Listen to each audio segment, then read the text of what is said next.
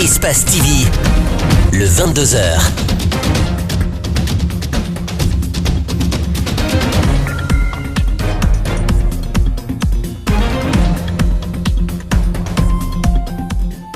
Bonsoir à tous, bienvenue au 22h. À la une de l'actualité ce soir, les femmes, en fait, ce 8 mars marque la célébration de la Journée internationale des droits des femmes.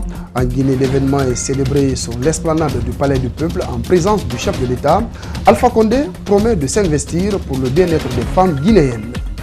L'intérieur du pays est aussi dans la ferveur de la fête des femmes. À Bouquet, le consortium SMB-UMS-WAP fait un appui financier de 176 millions de francs guinéens aux femmes de cette préfecture pour le redressement de leur MUFA.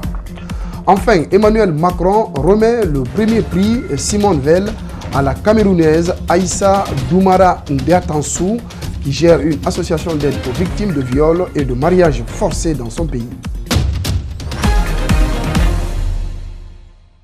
Voilà pour le sommaire. Bienvenue à tous. Les femmes à l'honneur dans ce journal. À l'occasion de la fête du 8 mars, l'autonomisation des femmes en lien avec le développement durable, bilan de 2010 à nos jours. C'est sous ce thème que la Journée internationale de la femme a été célébrée sur l'esplanade du Palais du Peuple. La cérémonie présidée par le chef de l'État a mobilisé les membres du gouvernement, partenaires techniques et financiers, ainsi que de nombreuses femmes. On fait le point avec Mariam Fodé Camara, Abou Korea Kourouma. La Journée internationale de la femme est une occasion pour les autorités guinéennes de faire le bilan des 8 dernières années dans les actions qui visent à rendre la femme autonome. C'est le thème de cette année.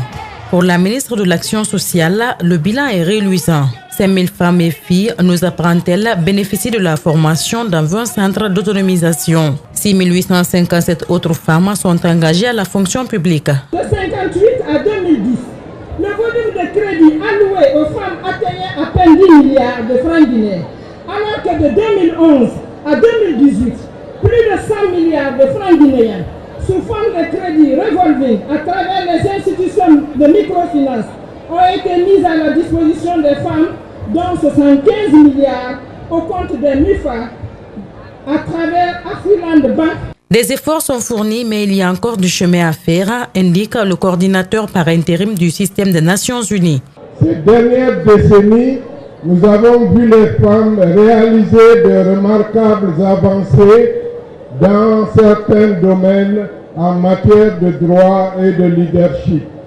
Mais ces progrès sont loin d'être complets ou systématiques. Le président est conscient des violences que subissent les femmes. Pour les rendre autonomes davantage, le chef de l'État a menacé de saisir les marchandises et mettre en prison tout commerçant qui importera les pagnes guinéens contrefaits. Nous ne voulons pas que le travail de nos femmes qui se battent sous la pluie, le soleil, pour fabriquer ces pagnes indigo, sera écrasé par des gens qui importent des pagnes indigo qui ne sont pas des véritables pagnes. Donc, nous les prévenons. Tout pagne qui sera pris et qui est une imitation des pagnes de Guinée, le commerçant, non seulement ses biens sera saisi, mais il sera lui-même condamné. Le chef de l'État, ému par le titre de la chanson des Amazones dignes, a offert 100 millions à ces dames.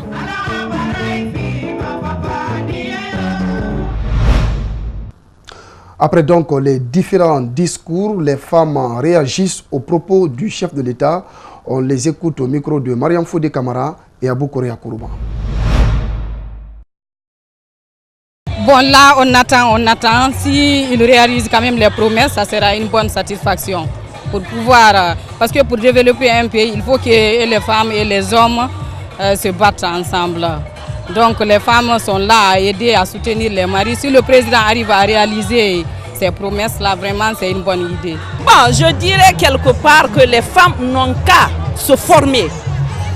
Quelque part, c'est la formation qui nous manque. La formation fait défaut. Il faut que les femmes se forment pour être au même pied d'égalité que les hommes. Pour être dans les mêmes prises de décision que les hommes. Si on n'est pas formé, on ne peut rien faire. Donc, je leur conseillerais de se former. Il y a la formation partout, sur l'Internet, dans les ministères, partout. Ils n'ont qu'à essayer d'être sur les réseaux et sur les Google pour être formés. C'est ce que je demanderai à toutes les femmes. Donc vous allez voir ce qui n'est pas bon.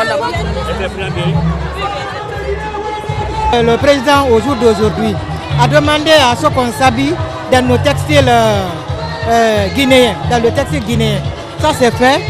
C'est une manière d'enrichir nos femmes. Parce qu'il ne faut pas qu'on nous demande de consommer guinéen, produire guinéen, et qu'on n'arrive pas à consommer, et qu'on n'arrive pas à acheter. Donc franchement, c'est une très belle idée.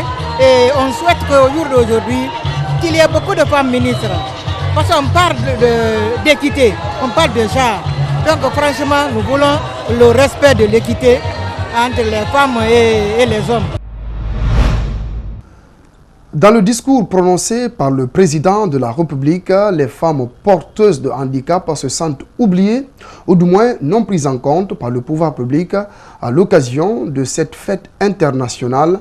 Elle appelle l'État à leur venir en aide pour booster leurs activités pour être autonomes. Malik Sanjana Kamara, Abou Korea Kourouma. Des femmes dans la ferveur sous l'esplanade du Palais du Peuple. Le 8 mars est célébré avec mérite et reconnaissance des efforts fournis par cette couche qui se bat pour le développement du pays. À cette occasion, le président de la République a rendu un vibrant hommage aux femmes guinéennes avant de réitérer son engagement à les accompagner dans leurs initiatives. Celles qui sont handicapées physiques se sont senties ignorées par le chef de l'État.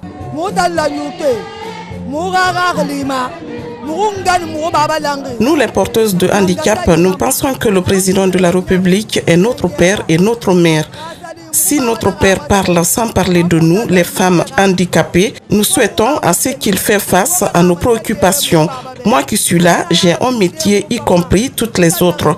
On fait la couture, la teinture, la saponification, la coiffure, mais on n'a pas les moyens et nous avons des enfants avec nous. Moi, si ma couture ne marche pas, je serai obligée d'aller mendier.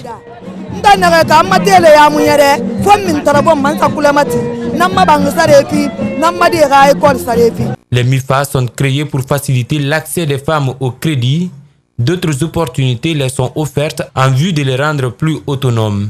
Par ailleurs, cette autre catégorie de femmes affirme qu'elles ne reçoivent aucune aide de l'État. Il a parlé sans faire allusion à notre situation.